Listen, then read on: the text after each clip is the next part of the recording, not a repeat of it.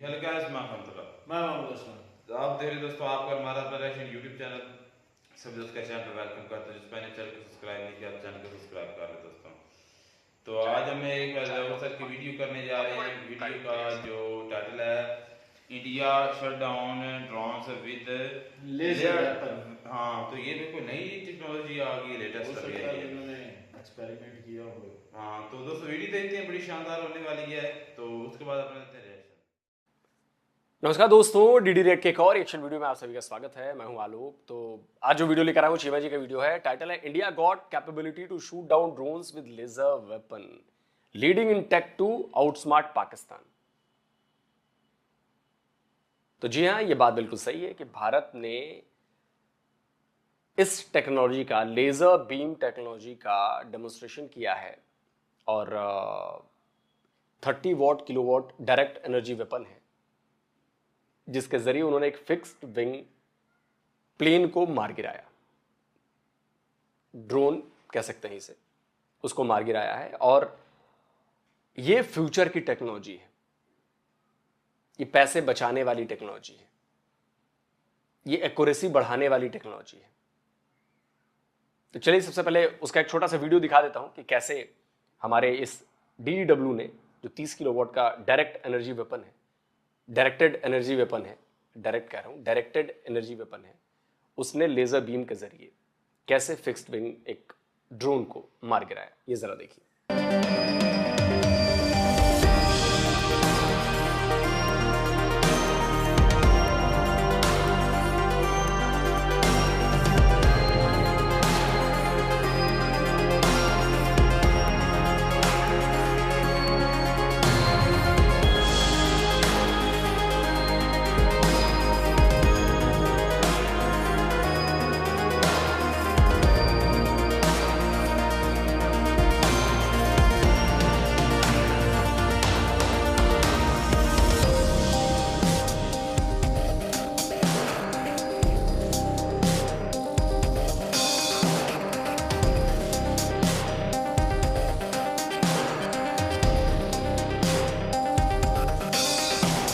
तो जाहिर सी बात है कि भाई ये टेक्नोलॉजी दुनिया में बहुत कम लोगों के पास है। इजराइल के पास है, चाइना के पास है, अमेरिका के पास है, एक दो और कंट्रीज हैं उनके पास अभी काम कर रहे हैं, आ जाएगी। लेकिन पाकिस्तान को तो किसी से उधार लेना पड़ेगा, क्योंकि पाकिस्तान में इनोवेशन तो है नहीं कि वो खुद का बना लें।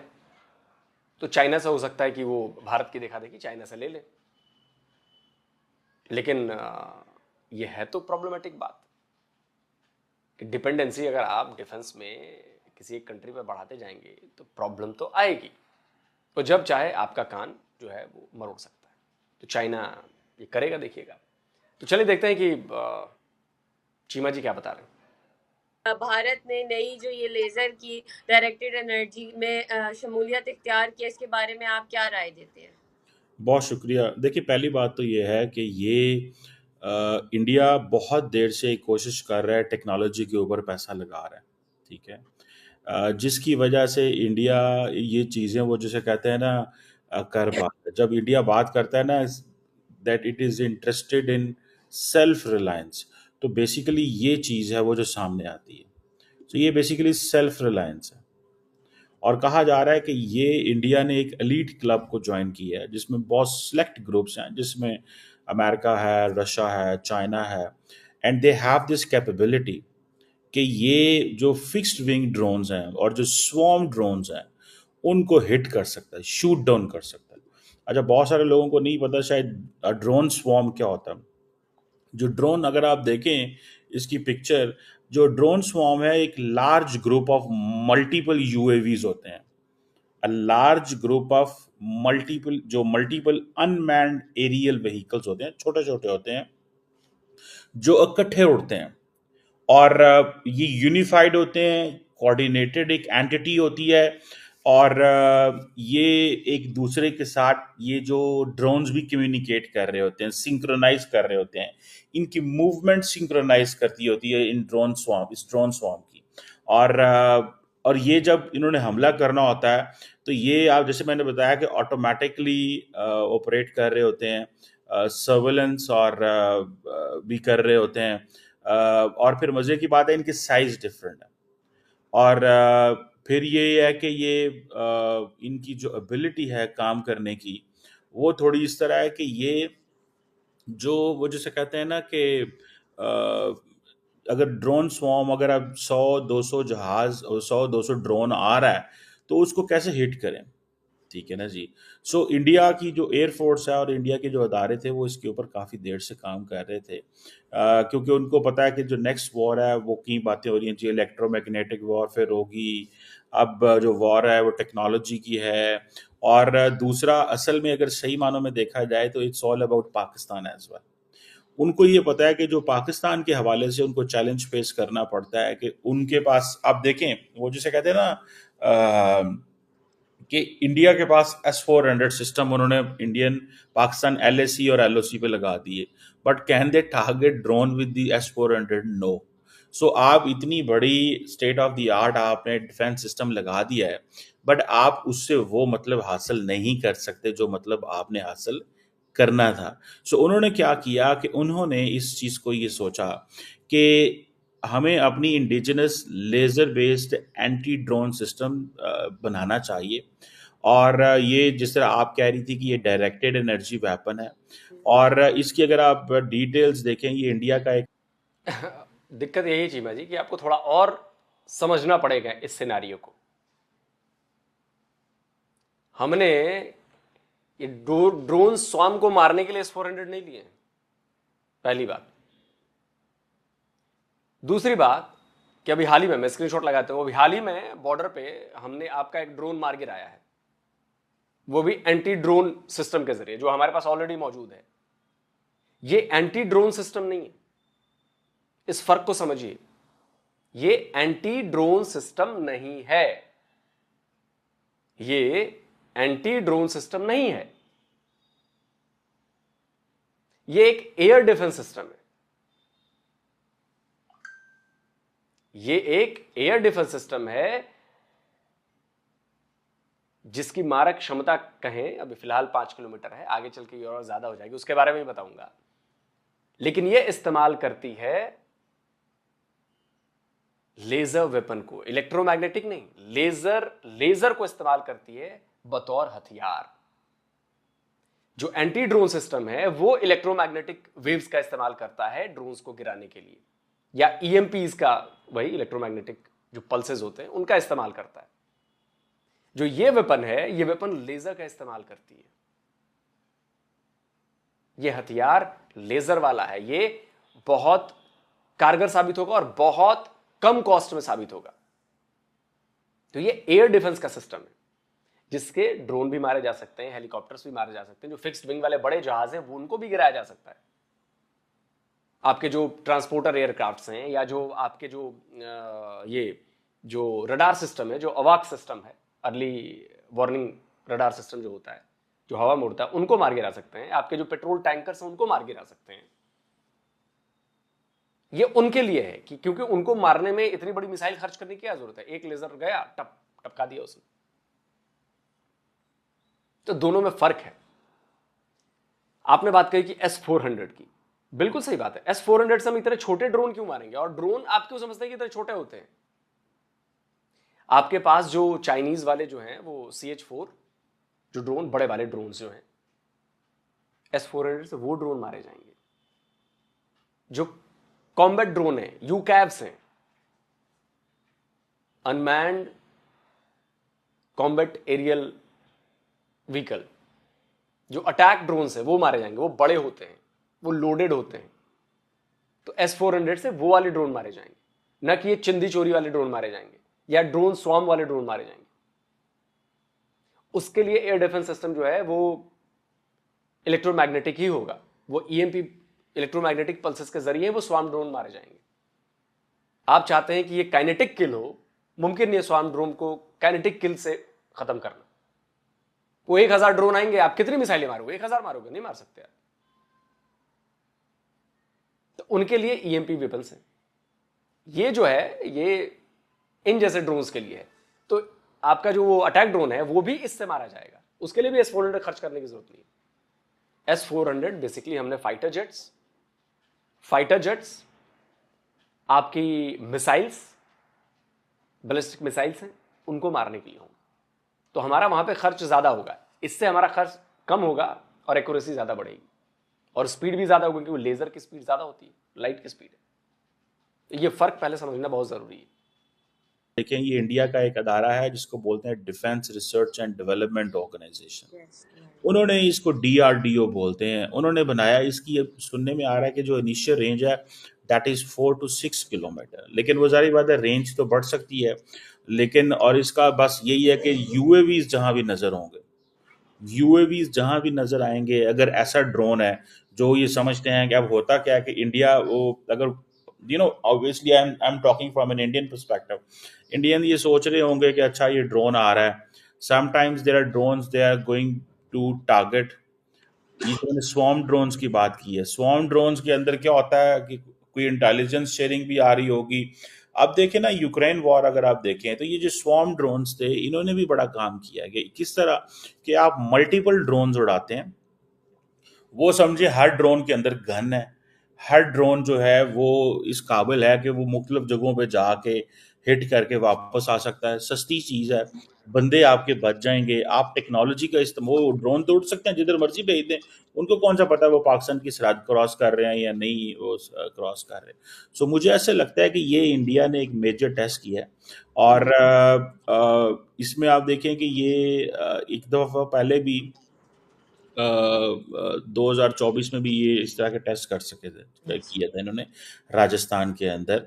और ख़ास तौर पे ये इंडिया को, क्योंकि मैंने आपको बताया ना मैं पाकिस्तान की क्यों बात कर रहा हूँ, इंडिया को प्रॉब्लम है पाकिस्तान का, इतना लंबा बॉर्डर है। अब वो समझते हैं कि जी पाकिस्तान ड्रोन उड़ा देता है, क्योंकि इंडियंस ने ये भी मॉनिटर किया है कि बहुत सारी ड्रग्स आती हैं। फॉर एग्जांपल ये लाहौर से हमने देखा था कि एक DSP पुलिस थे, वो पकड़े गए जो इस तरह की चीज़ों में इन्वॉल्व थे। मतलब it is been going on. तो वो ड्रग्स आती हैं, लोगों के कनेक्शंस होते हैं, राब्ते होते हैं मोबाइल के ज़रिए, ड्रग्स आ रही हैं, उनको रोकना कैसा है। यहाँ पे ये स्वॉर्म, असल में तो ये स्वॉर्म ड्रोन्स के लिए है। और इसकी जो जारी बात है इफेक्टिवनेस बड़ी तगड़ी है, जो कैपेबिलिटी है, जो जिसे कहते हैं ना, ये डिस्ट्रॉय कर सकता है।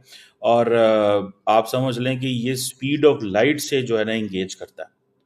और इसकी जो कहा जाता है कि जो पर शॉट है ना वो बड़ी कम कॉस्ट पड़ेगी एज कम्पेयर टू अगर आप गोली या उस चीज़ से करें, वो जो आप एक्सपेंसिव मिसाइल्स अगर इस्तेमाल करते हैं।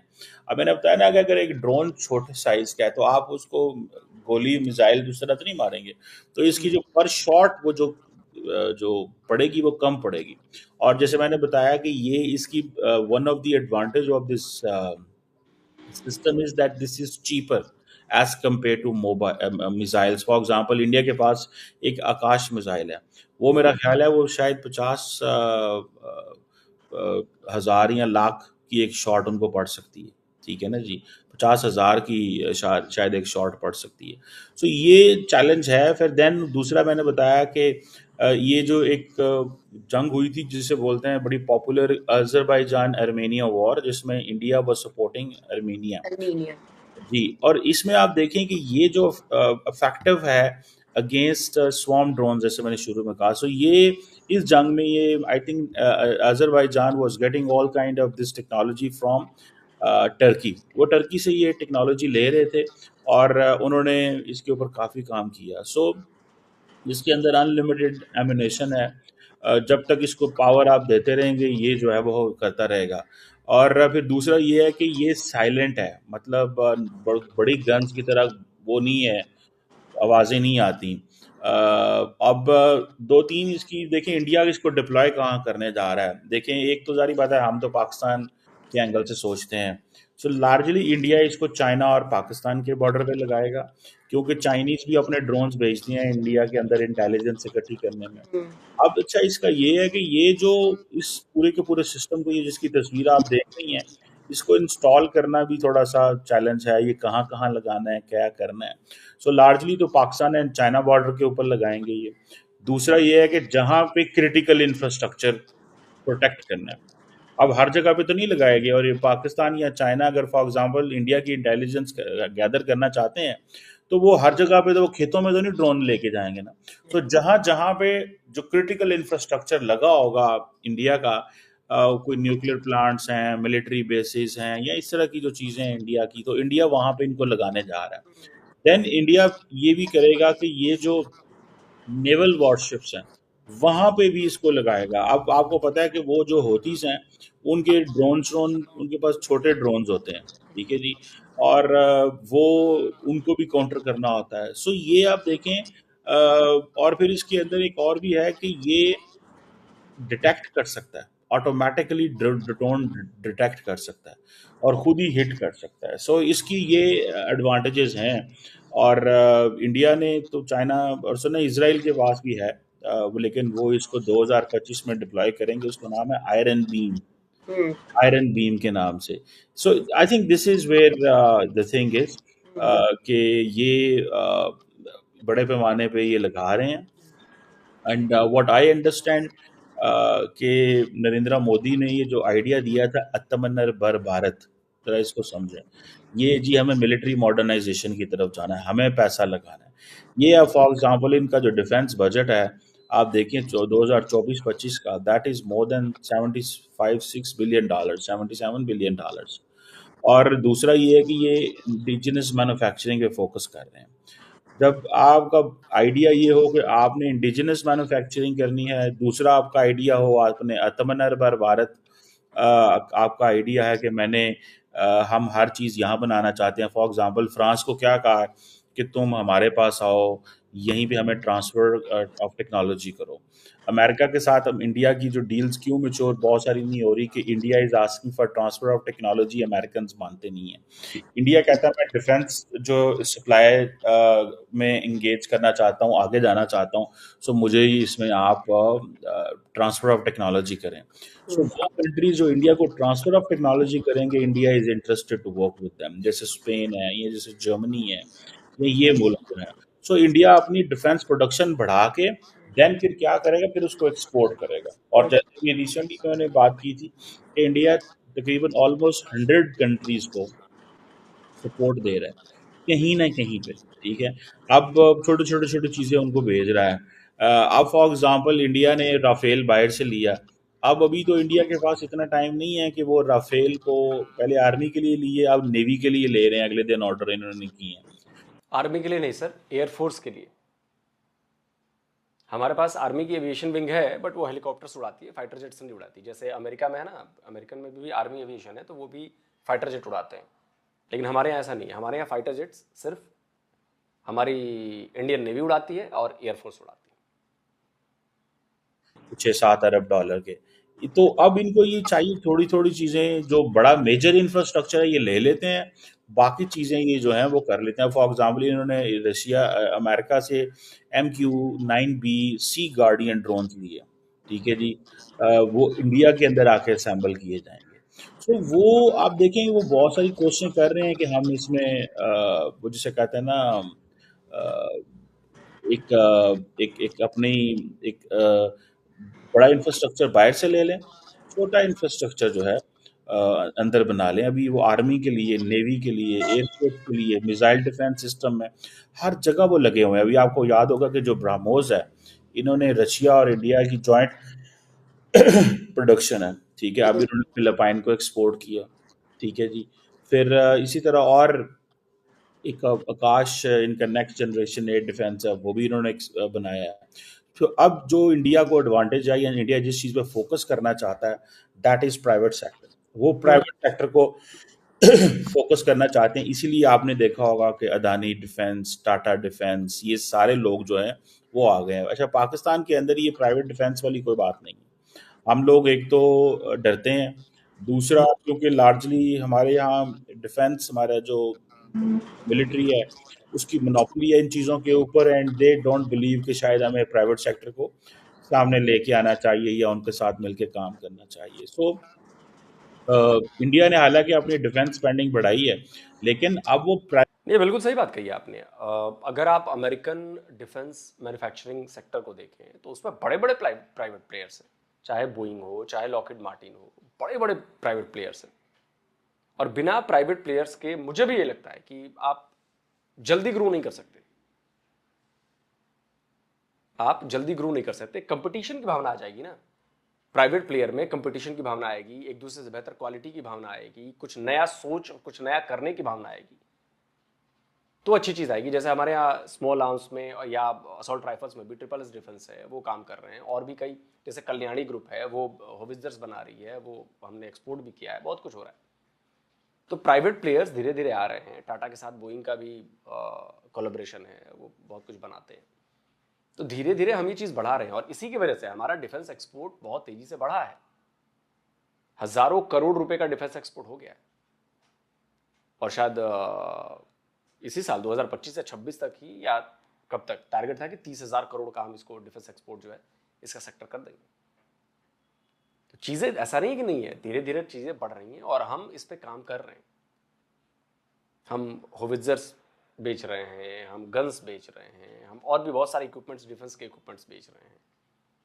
इसमें और आने वाले टाइम पे आपको दिखेगा कि फाइटर जेट भी हम बेचेंगे, बहुत कुछ बेचेंगे हम। तो प्राइवेट सेक्टर्स की ज़रूरत है, और प्राइवेट सेक्टर्स की जितनी भी चीज़ें, हमारे यहाँ तो काम शुरू हो चुका है, प्राइवेट सेक्टर आ चुके हैं, बहुत ज़्यादा काम कर भी रहे हैं।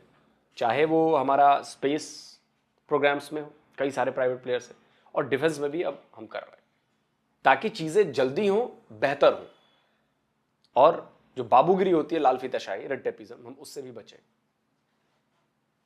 और आत्मनिर्भर भारत, आत्मनिर्भर नहीं, आत्मनिर्भर भारत, उसको हम साकार करें। तो लगे हुए हैं, और भारत के पास माइंड है ऐसे जो ये काम कर सकते हैं। अब वो प्राइवेट सेक्टर को इंक्लूड करना चाहते हैं। एक तो उन्होंने ये जो इंडिया की डिफेंस स्पेंडिंग जो है उसमें उन्होंने वो जिसे कहते हैं ना मुसलसल इजाफा कर रहे हैं। वो they can't compete with China and they don't want to compete. That's why many people give Pakistan a message. Sir देखिए, मैं फिर कहूंगा, चाइना से कंपेयर करना, अमेरिका से कंपेयर करना क्यों?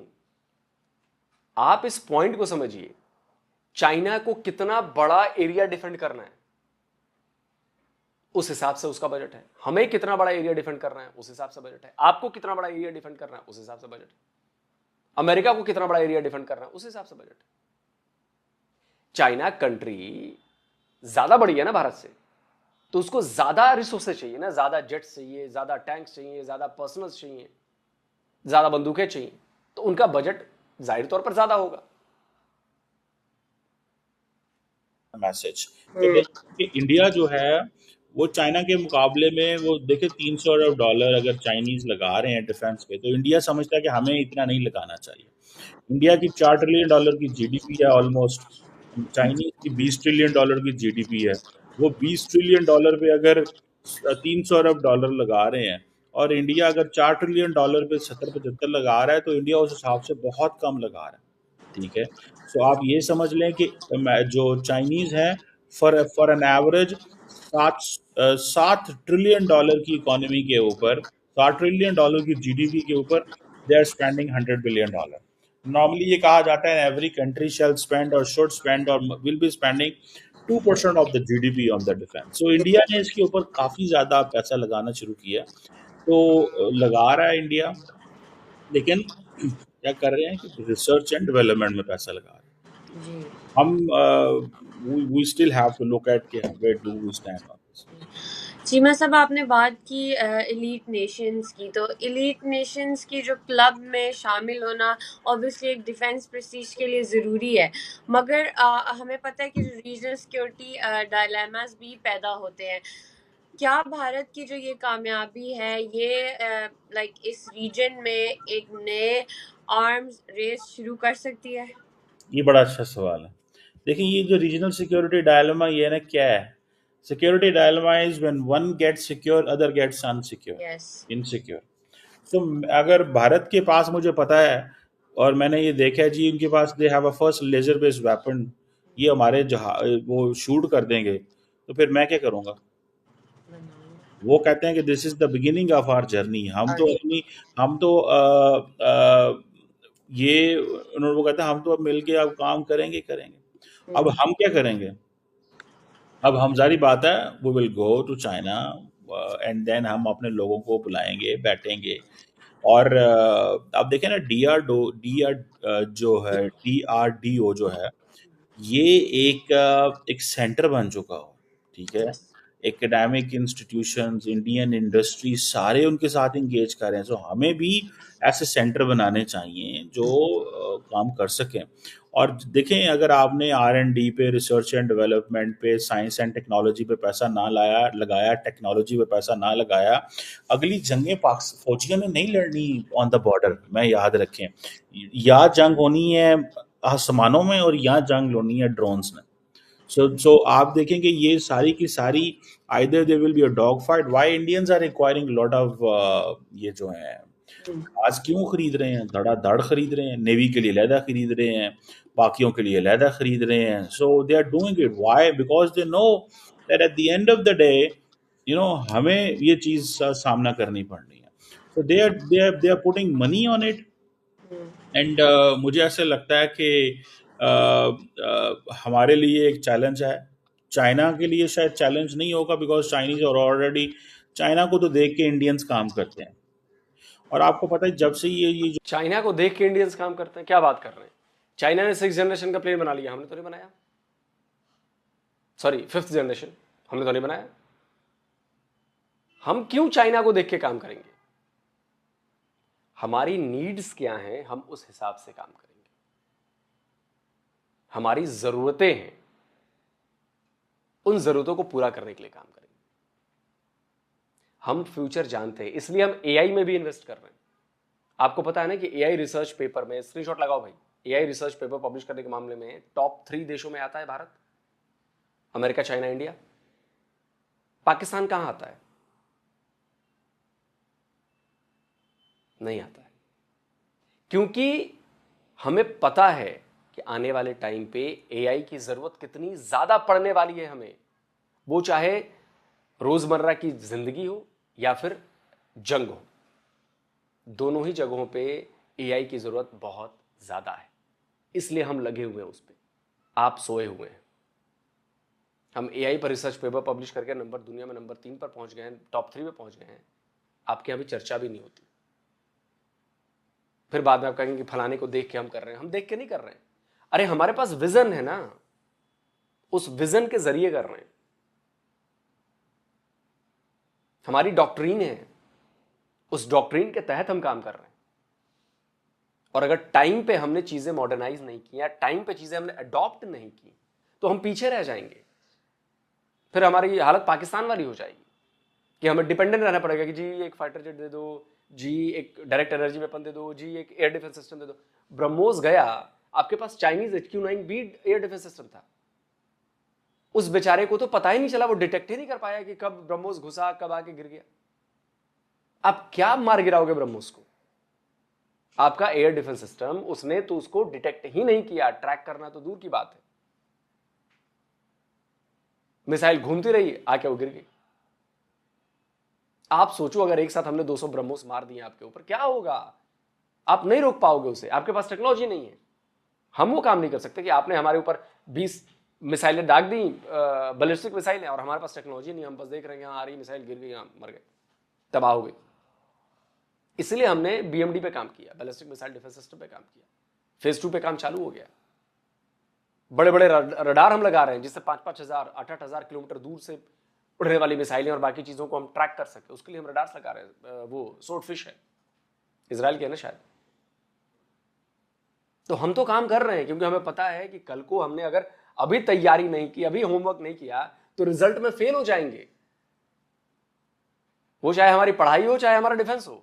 तो हम होमवर्क कर रहे हैं और उस होमवर्क के हिसाब से अपनी तैयारी पूरी कर रहे हैं, ताकि जिस दिन परीक्षा की घड़ी आए उस दिन हम फेल ना हो। इसलिए हम ये कर रहे हैं। और फ्यूचर ड्रोन्स का है, ड्रोन्स की लड़ाई होनी है, अनमैन्ड कॉम्बैट व्हीकल्स की लड़ाई होनी है, एरियल व्हीकल्स की, अटैक ड्रोन्स की लड़ाई होनी है। उसके लिए हमें उस हिसाब से टेक्नोलॉजी के लिए तैयार रहना पड़ेगा और उसी की कोशिश हम कर रहे हैं। DRDO उसी की कोशिश कर रहे हैं। और अभी तो ये 30 किलोवाट का है। अभी जो हम काम कर रहे हैं ना, वो 300 किलोवाट पे कर रहे हैं। उसका नाम है सूर्य। 300 किलोवाट, अभी तो 30 वॉट की पावर देखी। जब 300 किलोवाट आ जाएगी तो हम उससे बड़े से बड़े जहाज को भी मार गिरा सकते हैं। उसकी रेंज बढ़ जाएगी 25 किलो, 50 किलोमीटर, ऐसी रेंज बढ़ जाएगी। आप सोचो इसको। कि अगर आपने मिसाइल दागी अगर पाकिस्तान से और वो अभी आपकी ही हदूद में है और हमने 50 किलोमीटर दूर उसको ट्रैक कर लिया कि वो आ गई है, हम उसको मार देंगे इस लेजर वेपन से, हमारा खर्चा भी कम आएगा। जंग में 2-3 चीजें बड़ी ज्यादा इंपॉर्टेंट है, प्रिसीजन, पिन पॉइंट एक्यूरेसी और पैसे। पैसे आपके जितने कम खर्च होंगे आप उतनी लंबी लड़ाई झेल सकते हो। और ये जो वेपन है ये आपके खर्चे कम कराएगा। शायद 500 रुपए, 700 रुपए, 1000 रुपए में एक शॉट होगा, बहुत ज्यादा महंगा कह रहा हूं। जो आयरन बीम की आपने बात की वो तो शायद $1 भी नहीं है पर बीम का खर्चा, वो $1 से भी कम खर्च में वो आपके रॉकेट्स मार देगा। दोस्तों आप क्या कहते हो कमेंट जरूर करिए। जल्दी मिलता हूं एक और नए वीडियो के साथ। नमस्कार, जय हिंद। तो अगर आप चाहते हैं मुझसे बात करना, मुझसे कोई सवाल पूछना, तो फैन कॉल पर आप मुझसे कनेक्ट हो सकते हैं। फैन कॉल में ये सुविधा है कि आप अपने हिसाब से वहां पर जाकर टाइम स्लॉट बुक कर सकते हैं कि आपको फलाने दिन मुझसे बात करनी है, फलाने टाइम पे मुझसे बात करनी है। लेकिन ये भी बता दूं कि ये पेड सर्विस है। तो गाइस वीडियो तो होगी खत्म। ओ यार बड़ी एडवांस टेक्नोलॉजी लेजर है टेक्नोलॉजी मुतारफ कर दी भाई। भाई। अपनी आर्मी को देख लें कि ये उनकी और प्रोफेशनल होगी इंडियन आर्मी, तो ये बहुत बड़ी अचीवमेंट भी है। और मतलब कि अब ये इस मतलब कि काफ़ी जो काम है और भी आसानी से हो जाएंगे सोल्जर्स के। तो ये मेड इन इंडिया है भाई, मेड इन इंडिया DRDO। भाई, ये तो कमाल है। मतलब इंडिया अपनी चीज़ें बना, पाकिस्तान में वाकई ऐसा है, हम ज़्यादातर चाइना से हमारी जो स्पार्को है वो सो रही है। वो तो बगैर स्पार्को, हमें तो नाम का भी नहीं पता था। अच्छा, लेकिन खैर बड़ी जबरदस्त है भाई। आलोक सर ने बकायदा वो वीडियो भी दिखाई है जिसमें एक जहाज एयरक्राफ्ट जो है वो जा रहा है। असल में उन्होंने कहा है जहाज, ड्रोन जो है आप उसे कह लें, तो ड्रोन जा रहा है तो उसको बकायदा लेजर टेक्नोलॉजी के जरिए भाई हिट किया जाता है और बकायदा वो जब गिरता है तो राख हो जाता है। तो बड़ी कमाल की है, बड़ी ज़बरदस्त है। अभी कह लें कि फ़िलहाल जो इसकी कह लें कि रेंज है वो उन्होंने बताई है कि 5 किलोमीटर तक है और इसमें मज़ीद आप बढ़ा भी सकते हैं। तो ये बड़ी कमाल की है भाई। इसके अलावा उन्होंने कहा है कि भाई ये जो हमने S-400 जो रखे हुए हैं ना, ये हमने ड्रोन वगैरह मारने के लिए नहीं रखे हुए। तो इसके अलावा और भी उन्होंने बताया कि भाई इससे हेलीकॉप्टर्स वगैरह, इसके अलावा और जहाज जो ट्रांसपोर्ट एयरक्राफ्ट जो है उसको भी हिट किया जा सकता है। तो भाई बड़ी ज़बरदस्त है। और पाकिस्तान के बारे में उन्होंने बात की। उन्होंने कहा कि अगर पाकिस्तान को चाहिए होगी तो पाकिस्तान जो है वो चाइना से मांगेगा, चाइना से लेगा, क्योंकि इंडिया ने तो ये बना लिया है। तो अब जाहिर सी बात है इंडिया के मुकाबले में वो खुद तो नहीं बना सकते। ये बिल्कुल बात ठीक है कि पाकिस्तान जो है ना नहीं बना पा रहा या इन्वेंट नहीं कर पा रहा, तो वो इसके लिए चाइना की मदद जो है वो लेगा। तो यही एक हमारे बहुत ज़्यादा कह रहे हैं कि प्रॉब्लम है हमारे मुल्क का कि हम इन्वेंट नहीं करते, ईजाद नहीं करते, चीज़ बनाते नहीं हैं। हम सिर्फ देखते हैं कि उन्होंने बना लिया तो ठीक है, किसी से भी मांग कर ले आओ और दिखा दो कि भाई हमने भी ले लिया या बना लिया। दिखा ले लिया तो फिर कहते हैं कि हमने खुद बना लिया।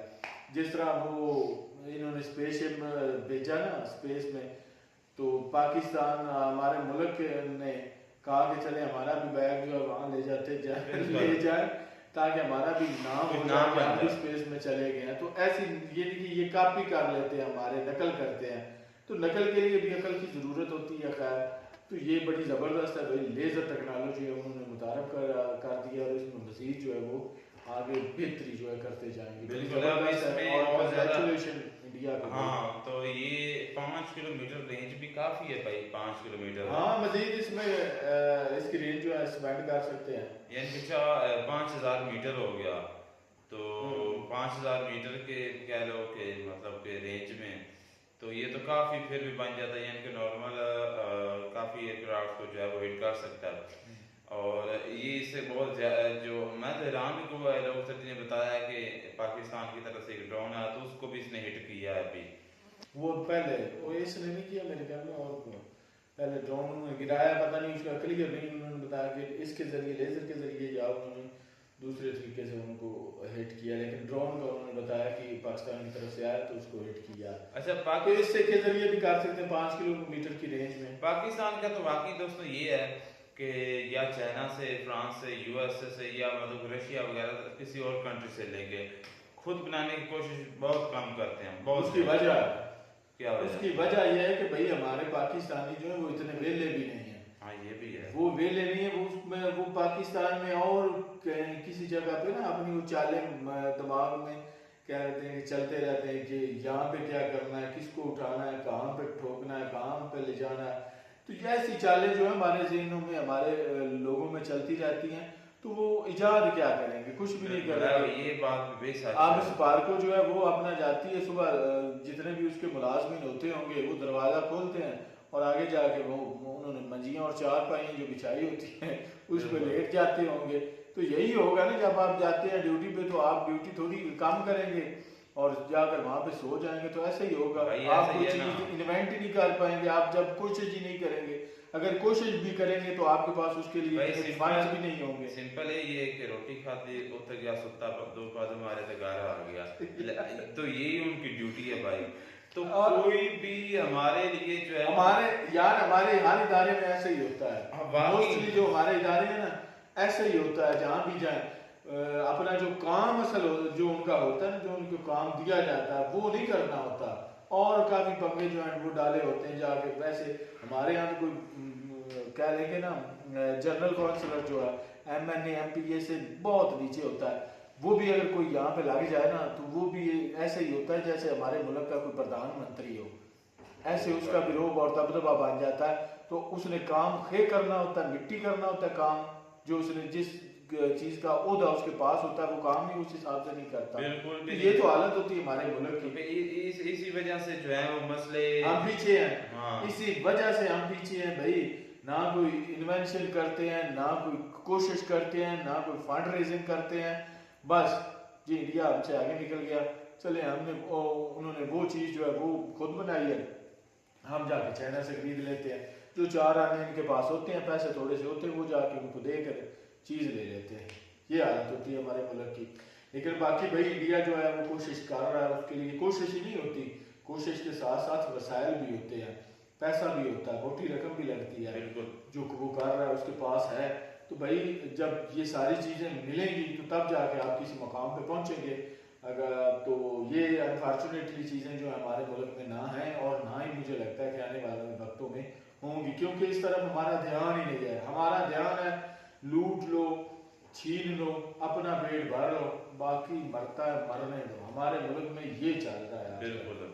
तो जो बाकी हमारा जो बेसिक मसला ये देखो, अब अदालतों में केसेस जाते हैं और केसेस पर फैसला नहीं होता, अब पीछे से और भी क्राइम होते हैं, वो क्राइम बढ़ते जाते हैं और इस तरह आखिरकार सोसाइटी जो है पूरी तरह वो डैमेज होती है। तो इसी तरह जब सोसाइटी डैमेज होती है तो वहाँ पर जो बच्चे होते हैं वो भी जारी बात है सोसाइटी का हिस्सा होते हैं। तो इसी तरह वो माहौल को देखकर, अपने जो है इन्वायरमेंट को देखकर जब वो भी बड़े होते हैं तो वो उससे भी ज़्यादा करप्ट होते हैं। तो इसी तरह एक मुकम्मल यानी कि एक कंट्री जो है हमारे मुल्क का ये भी हो सकता है ना कि हमारे मुल्क के जो अवाम लोग हैं जो स्पार्को के हैं वो ज़्यादा कोशिश भी नहीं करते। वो कहते हैं कि ज़रूर ज़ेन जो है वो उसको ज़ाया करना है या खपाना है या इतना कह लें कि बोझल करना है, उससे बेहतर है पैसे दो और चाइना से वो चीज़ खरीद लो और इंडिया को दिखा दो कि ये लो हमने भी ले लिया, पैसे देकर ले लिया, चाहे पैसे थोड़े नगद दें या किस्तों में दें या भीख मांग कर दें, जिस लिहाज से भी वो चाइना को दे करना राजी करके उससे चीज़ ले लेते हैं और दिखा देते हैं इंडिया को भाई हमने खाना पूरी कर देते हैं, खाना पूरी कर देते हैं।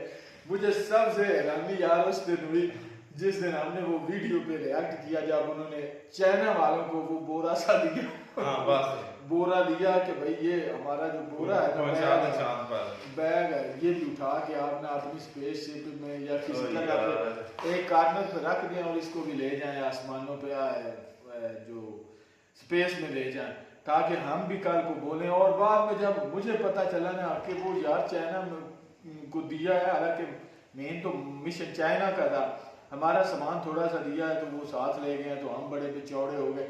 हमारे काफ़ी लोग जो हैं उनको पता भी नहीं था कि क्या हुआ है, वो कह रहे थे कि हम भी चांद पे पहुंच चुके हैं। तो ये तो हालत है हमारे। अच्छा, वो कहाँ पर वो गया कहाँ पर उसको पता भी नहीं। तो इन्होंने किया क्या, वहाँ से कोई तस्वीरें ली हैं, वहाँ से कोई खास एक्सपेरिमेंट किए हैं, हमारे पाकिस्तान ने कुछ भी नहीं किया, सिर्फ ये मकसद था कि भेज दें। पता नहीं वो वहां पे पहुंचा भी है या पता नहीं रास्ते में उन्होंने फेंक फूंक दिया होगा। बिल्कुल। बहरहाल बड़ी शानदार वीडियो थी और उम्मीद करते हैं आपको वीडियो पसंद है। वीडियो को लाइक शेयर चैनल को सब्सक्राइब जरूर करें। मिलते हैं न्यू वीडियो में। God bless.